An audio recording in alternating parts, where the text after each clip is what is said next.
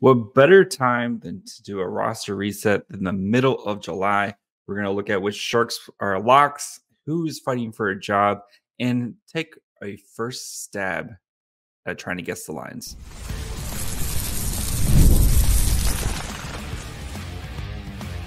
You're Locked On Sharks, your daily podcast on the San Jose Sharks, part of the Locked On Podcast Network, your team every day.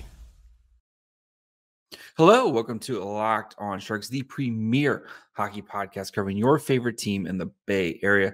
My name is JD Young, caretaker at the Reef, also the co-host of Western Conference Tuesdays on the Locked On NHL channel. I want to thank you for making Locked On Sharks your first listen, probably part of the Locked On Network. We cover your team every day, even in the middle of July.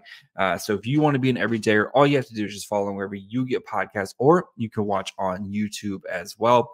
And today we're going to kind of take a step back and look at the roster at whole and kind of see which players I think are going to be locks to make the roster, which players I think are most likely going to make the roster, and then which players are going to be fighting for jobs. Plus, try to put together a first crack at the lines. We'll do a set of lines with Logan Couture and then one without, because of course we don't know with his injury status where he is going to be coming into training camp. So before we get to all that, do want to let you guys know that today's episode is brought to you by Game Time. Download the Game Time app, create an account, and use code LOCKEDONNHL for $20 off your first purchase. Terms apply. So where's this roster kind of at right now? We know Mike Grier has been very active this summer in adding pieces, whether that's adding some of their own pieces like Will Smith and Macklin Celebrini, going out in free agency and getting guys like Tyler Toffoli and Alex Wennberg, making trades for guys like Carl Grundstrom, Ty Dellandrea, and like there's a lot of moving parts kind of where this roster was compared to last season to where it is now as Mike Grier's, trying to, we have a foundation of talent. We're trying to kind of start to make this team a little bit more competitive. So what I did is I went through kind of all the Sharks players and tried to kind of put them in tiers. So we'll start with the forwards, and then we'll look at the defense and goalies. And in the forwards, we have the first tier of guys who I think are locks to make the roster. And it would be very, very hard for me to see these guys not on the opening night roster, other than like injury or trade. But here's my first look at guys who I think are locks of the forwards to be on the roster. So we have Logan Couture, of course, asterisk there because of his injury designation. And again, we don't know where he is going to be at.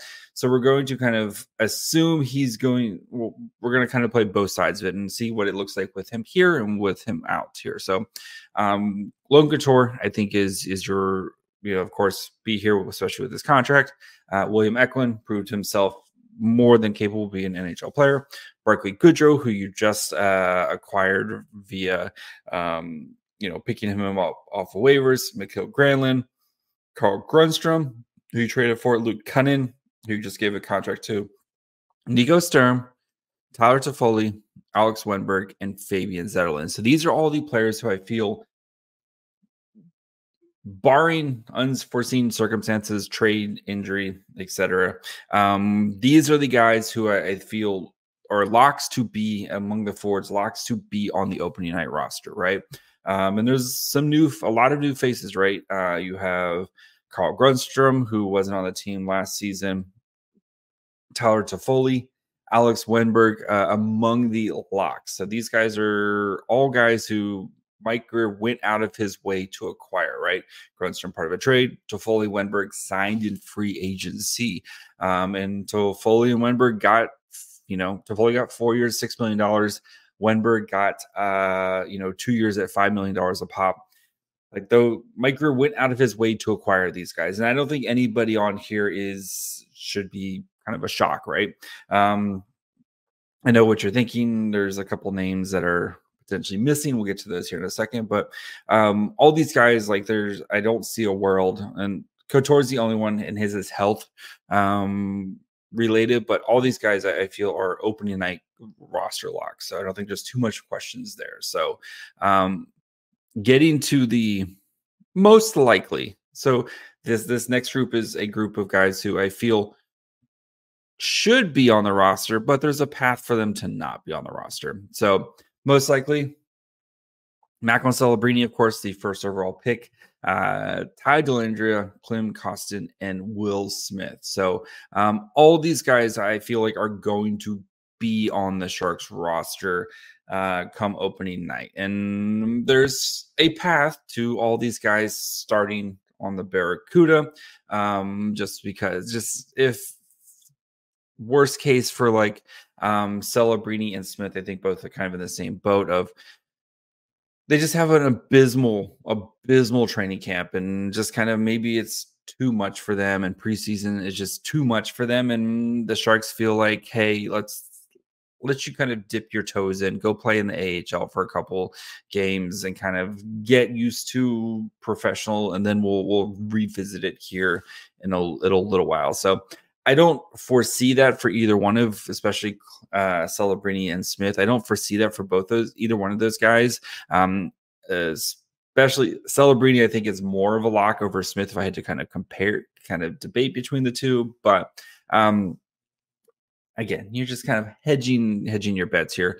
With the other ones, Klim Kostin and Ty Dellandrea, I expect those guys to be on the roster, but those guys are also, they're not making too much money, right? If you needed to bury them in the AHL, you potentially could, or you could look at potential trades with them. I know Kostin played really well at the end of the season last year, but I will bring up the Jacob Peterson, right? Peterson, who last year we were, going into this time last year, we thought was a potential lock to make the roster. We were worried about him going on waivers. He's now playing over in Europe. Or Fabian Zetterlund, this time last year. What are we going to do with Fabian Zetterlund? This is looking like a bad trade. A year later, wow, how much should Fabian Zetterlund get 5 years by $5 million? Is literally a conversation we had last week. So try not to get sucked up in small sample sizes, but I still think Klim Kostin is going to be a opening night player for the Sharks and kind of be in that middle six type of role. So that just leaves who's fighting for a job here. And I think we kind of all know the answers here. So the forwards were fighting for a job. Justin Bailey, of course, who played a ton with the Sharks last year after being a tryout guy, earned an AHL contract, then earned an NHL contract.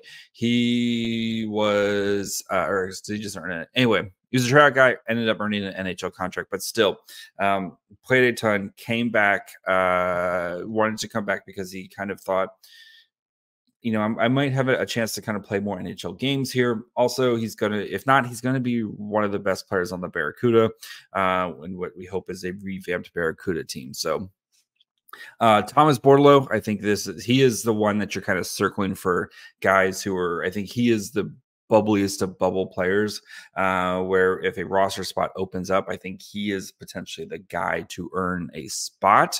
So I think he is kind of tracking the Logan Couture injury, because I think Bordeleau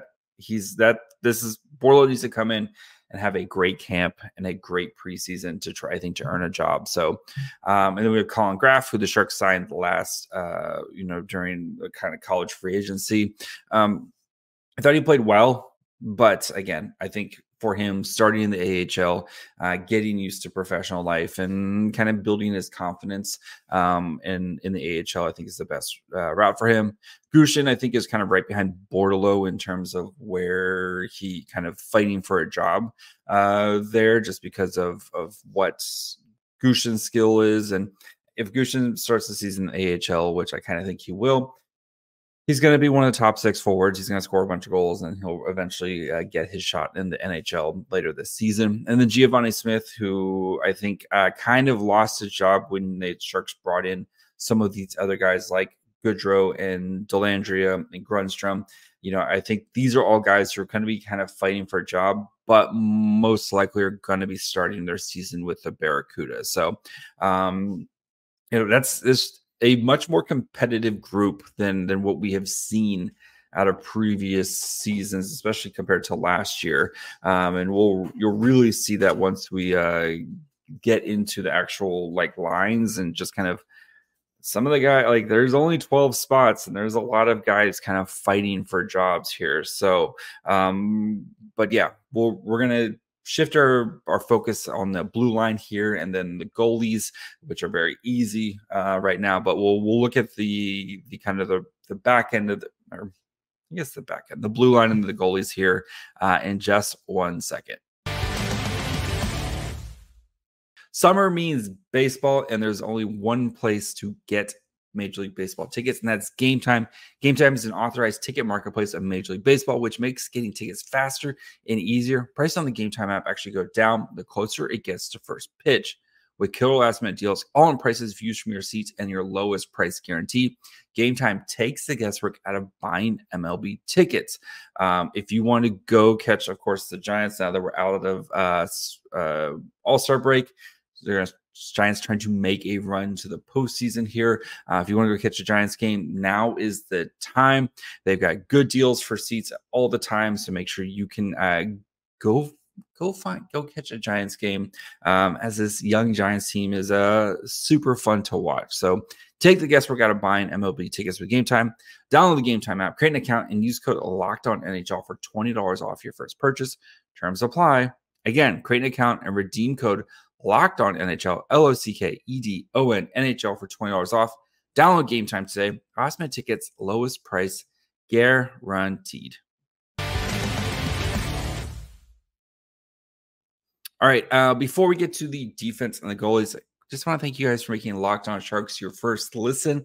With your second listen, make sure you guys go check out one of the other great Locked On shows, like anything from the Locked On Bay Area, right? You have Locked On Niners with training camp right around the corner, Locked On Giants, Locked On A's, Locked On Warriors, get you guys covered with Summer League finishing up.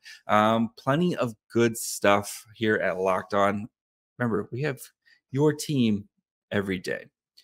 All right, let's get into the defense.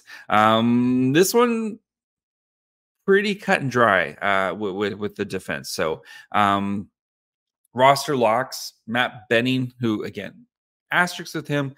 He's expected to be healthy, but again, coming off a hip injury, don't want to assume too much. So if he's healthy, he's a lock. Ty Emberson, he's the one guy in here where I kind of would put him in his own category and the most likely.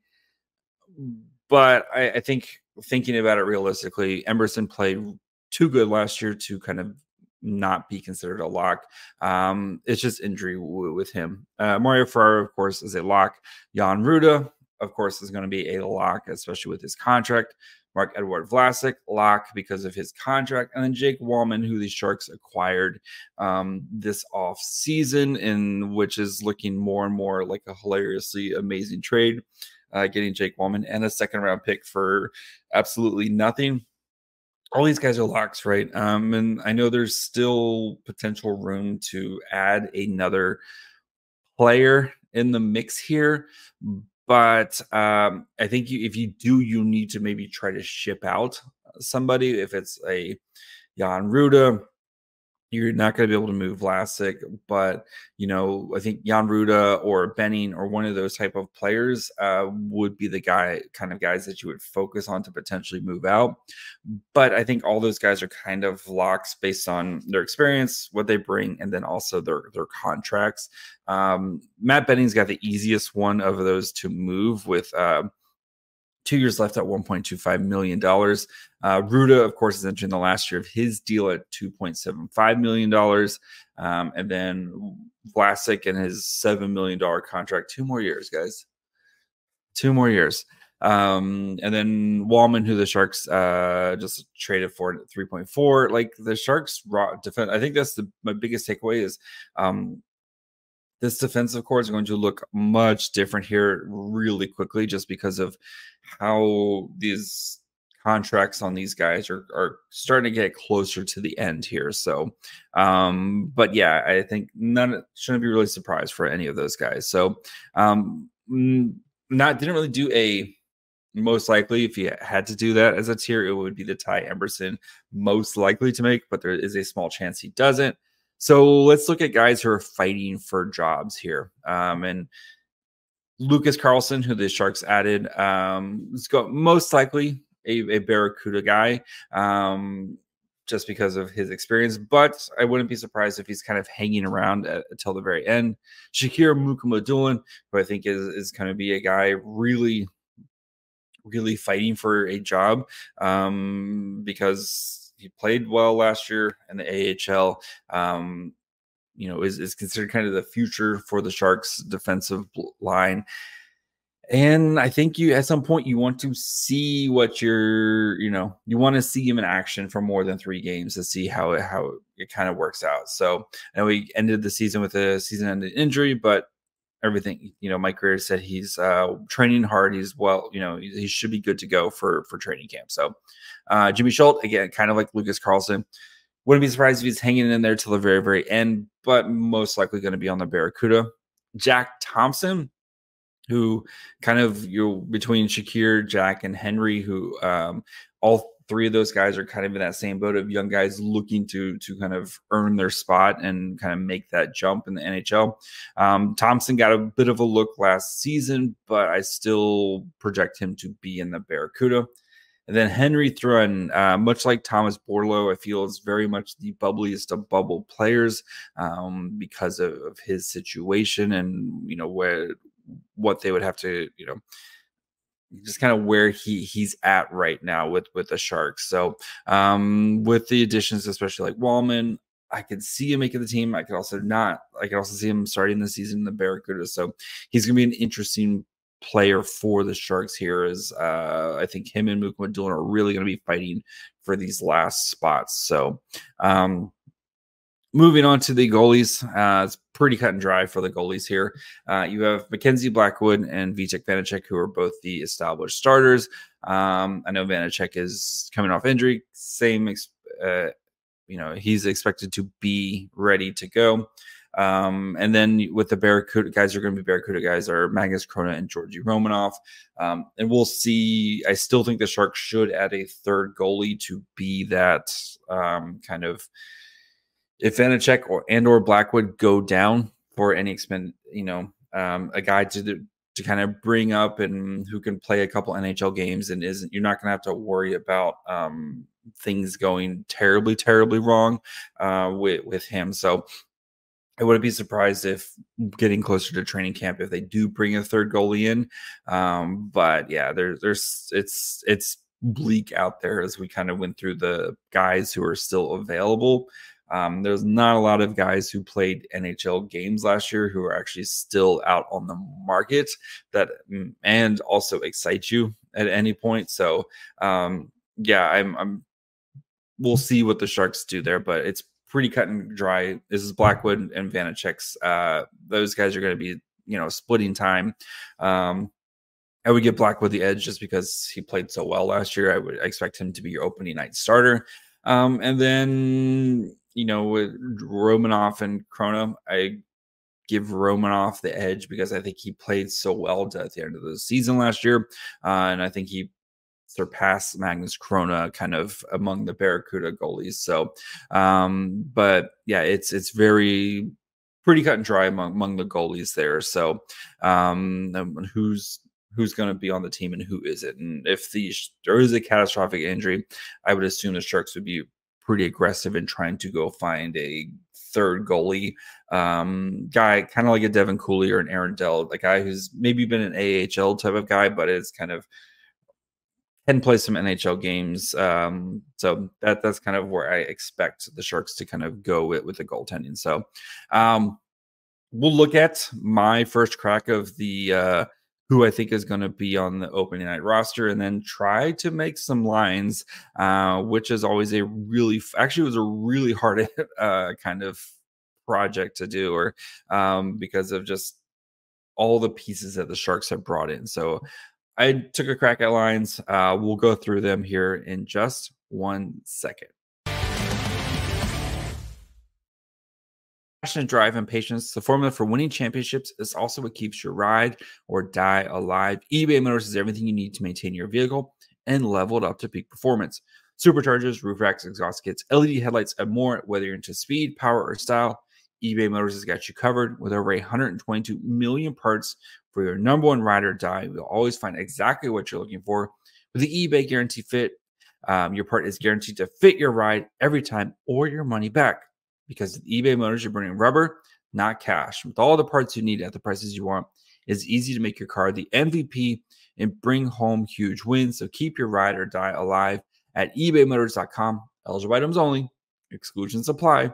eBay Guarantee Fit only available to U.S. customers. All right. How does this roster shake out? So I made my first projection at a 23-man roster. Last year, I know the Sharks were very heavy on, they kept 8 defensemen. I went more forwards this time. So I went 14 forwards, 7 defensemen, and then, of course, the 2 goalies. So that puts me at 23. So let's look at it. So here's my forwards in alphabetical order. Macklin Celebrini, Logan Couture, again, asterisks, Ty Dellandrea, William Eklund, Barclay Goodrow, Mikael Granlund, Carl Grundstrom, Clem Costin, Luke Cunnin, Will Smith, Nico Sturm, Tyler Toffoli, Alex Wenberg, and Fabian Zetterlund. So notice Thomas Bordeleau didn't make it, Colin Graff. A lot of those guys who I think are fighting for jobs, there's just too many players in front of them. So if Logan Couture, though, is not healthy, I think Bordeleau is the first guy in where you can kind of put him in, just because of, I think, some of the flexibility. I know he doesn't really play center anymore, but I think he's probably your next guy that you want up at some point. So, yeah, I don't think there's, realistically, I think this is your group here of forwards and where they're at. So it's very much a numbers game. And I think Thomas Bordeleau just may not be able to fit in right now if Logan Couture is healthy. If Couture starts the season on IR, then, like I said, I think Bordeleau has a better chance to make the team. So next, defense. Matt Benning, again, asterisk just because of the nature of his injury. Ty Emerson, Mario Ferraro, Shakir Mukhamadullin, Jan Ruda, Mark-Edward Vlasic, and Jake Walman. I don't know why it's a little, anyway. I put Mukhamadullin over Henry Thrun just because I think he has a bit higher upside. And I think you want to see Mukhamadullin kind of come in and take a job, right?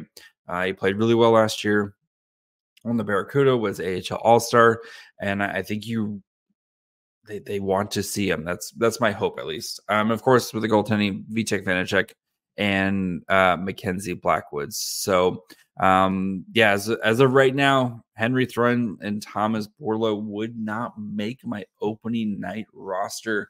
Again, it's just a numbers game, and I'm with Shakir Mukhamadullin being a huge asset from that Timo Meier trade.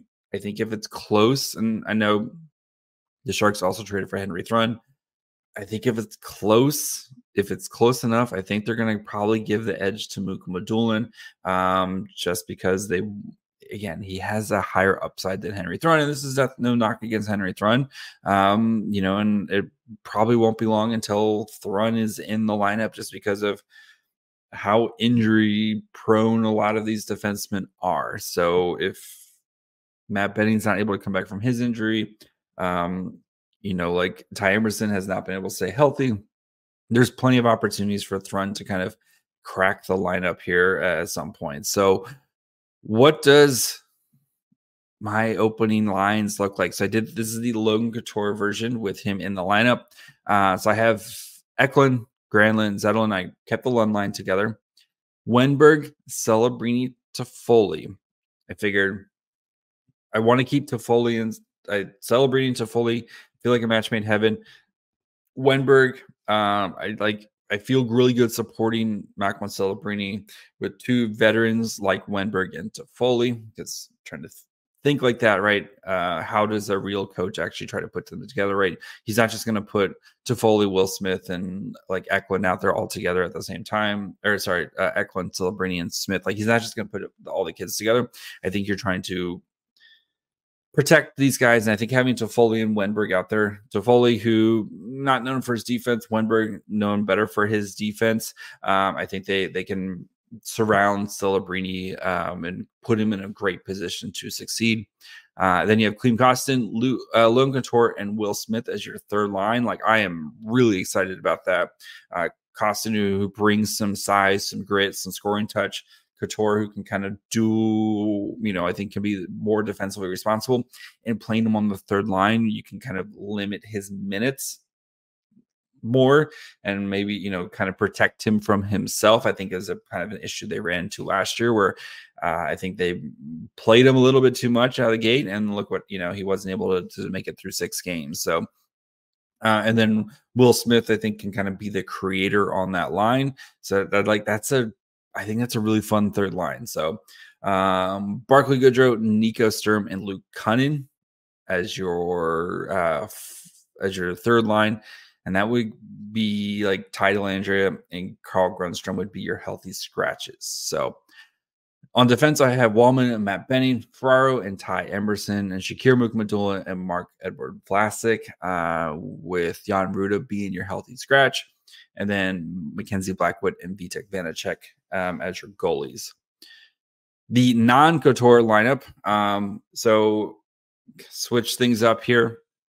So I went Zetterlund, Granlund, and I put Will Smith on the top line here. Again, I'm trying to be realistic, right? You have 2 kind of veteran players in Granlund and Zetterlund with Will Smith.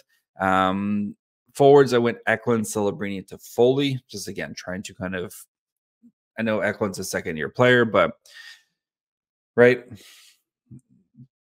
I know it's fun, but try not to be too fun. Third line, Kostin, Wenberg, Luke Kunin. And then fourth line, Barclay Goodrow, Nico Sturm, Carl Grundstrom. I put Nico Sturm in the center position because I think he's better faceoffs than Barclay Goodrow.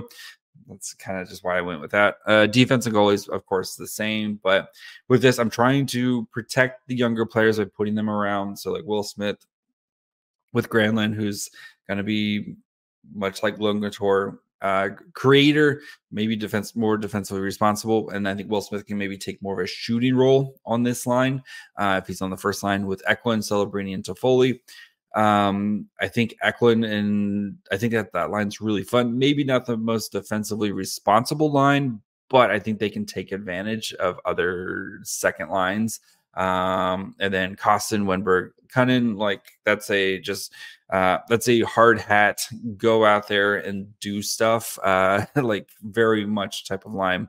Then Goodrow, Sturm, Grundstrom, like that's kind of your same difference there, kind of same thing with just like a very hard hat, defensively responsible. We're going to just kind of go out there and kick the crap out of you type of line. So, but yeah, I think for the Sharks, this is a much more competitive roster, and that's what's going to make training camp so much fun, just because there's a lot of dudes vying for not that many positions. So yeah, that's my first crack at it. I'm sure once we get into training camp, we'll look at see who's lined up where and who's lined up with who, and kind of how things are kind of looking from there. So that's going to be it for me today. We'll be back tomorrow. So make sure you follow along wherever you get podcasts. And of course, you can watch on YouTube as well. Follow the show on Twitter, Facebook, and Instagram at Locked On Sharks. Follow me on Twitter at MyFryhole. Till tomorrow. Bye, friends.